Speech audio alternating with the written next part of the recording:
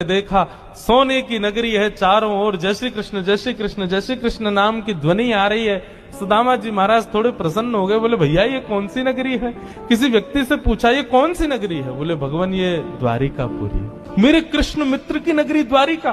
बोले हाँ ये द्वारिकाधीश की नगरी द्वारिका। सुदामा जी तो नाचने लगे, जय हो वारे कन्हैया तेरी कृपा। भैया ये द्वारिकाधीश कहाँ बैठे होंगे? बोले सामने जो महल दिख रहा है इसी के राजा हैं द्वारिका, आप चले जाओ। सुदामा जी गए द्वारपालों से जाकर के बोले भगवान मेरी फटी हुई धोती और मेरे पतले दुबले तन को देख करके आप ये मत सोचना मैं गरीब हूँ कुछ मांगने आया हूँ, पहले ही स्पष्ट कर दिया मैं कृष्ण का सखा हूँ। हम दोनों एक साथ एक ही गुरुकुल में पढ़े हैं, नाम मेरा सुदामा है। आज अपने सखा से मिलने आया हूँ, आप कृपा करके उनको जाकर के ये बता दीजिए।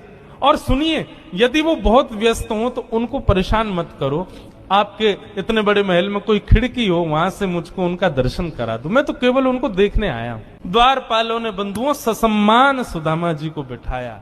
कहा महाराज द्वारिकाधीश प्रसाद पा रहे, हम फिर भी निवेदन कर देते हैं। भीतर जाके द्वारपालों ने जैसे ही बताया द्वार पर आपके सखा आए हैं, बचपन के मित्र हैं, नाम उन्होंने सुदामा बताया है। सुदामा नाम सुनते ही भगवान खा रहे थे, खाते खाते रुक गए, बोले क्या नाम बताया? बोले सुदामा। मेरे बचपन के सखा सुदामा आए हैं बाहर? बोले हाँ नाथ सुदामा जी आए। आप प्रसाद पा लीजिए, हमने उनको कह दिया है आप जब निवृत्त हो जाएंगे तब दर्शन कराएं। भगवान बोले प्रसाद ये आवश्यक है? मेरे मित्र आए सखाए बाहर खड़े, तुम उनको बाहर ही छोड़ के आ गए। भगवान आज पहली बार बीच प्रसाद से उठ गए, दौड़े। महामंत्री सेनापति पत्नियां सब दौड़ रही हैं, ऐसा कौन आ गया जिसके लिए भोजन छोड़ के भागे? द्वार पर दीनहीन सी अवस्था है, सुदामा जी खड़े। भगवान ने जाकर के हृदय से लगा ली। बार बार उनके मुख को देखते हैं, फिर हृदय से लगाते हैं, फिर देखते हैं, फिर हृदय से लगाते हैं। अपने गले में गलवैयां डाल करके लेकर के चल रहे हैं, फिर चलते चलते पता नहीं क्या होता है ठाकुर जी फिर रोकते हैं, फिर हृदय से लगा लेते हैं, फिर चलते हैं, फिर हृदय, बार बार हृदय से लगा रहे हैं और रोने लग रहे हैं ठाकुर जी। रुक्मणी आदि पटरानियों ने ऐसा दृश्य पहले द्वारिका में कभी नहीं देखा। सुदामा जी को ले जाकर के द्वारिका के सिंहासन पर बिठाया। भगवान ने अपने नेत्र के अश्रुओं से सुदामा जी के चरणों को धोया और संपूर्ण जल द्वारिका के चारों दिशाओं में छिड़क दिया। बोले हमारी द्वारिका पवित्र हो जाएगी सुदामा जी के चरणों का चरणामृत। सुदामा जी कह रहे हैं लाला मैं इन सबके योग्य ना हूं, ये सब कहा कर रहा हो भैया?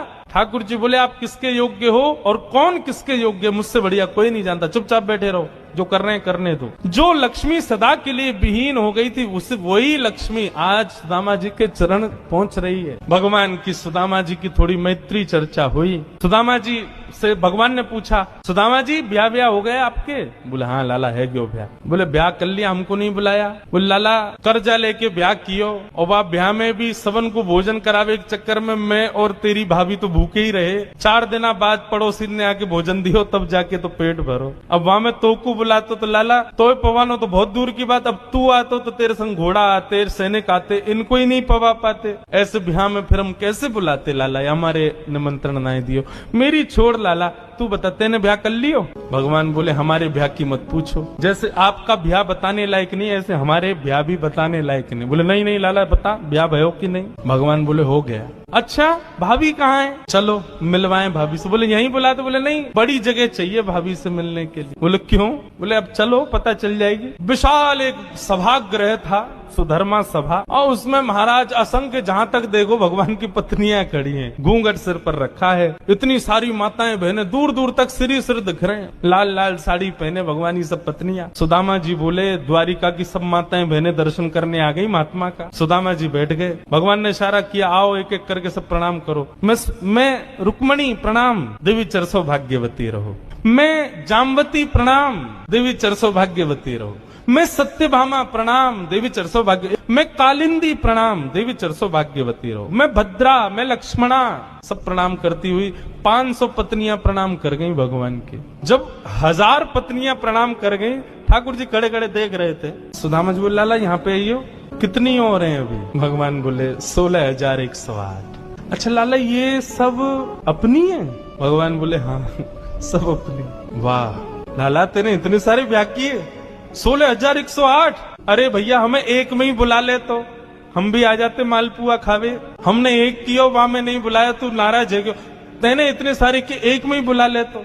ठाकुर जी बोले कितने ब्याहों में तो मैं भी नहीं गया था, मेरे बिना ही ब्याह है गयो, बिना दूल्हा के ही बारात चल गई। बोले लाला देख, पतलो दुबलो सो में सुदामा 500,000 पत्नियां प्रणाम कर गई, मेरा तो अभी से बीपी हाई है गो।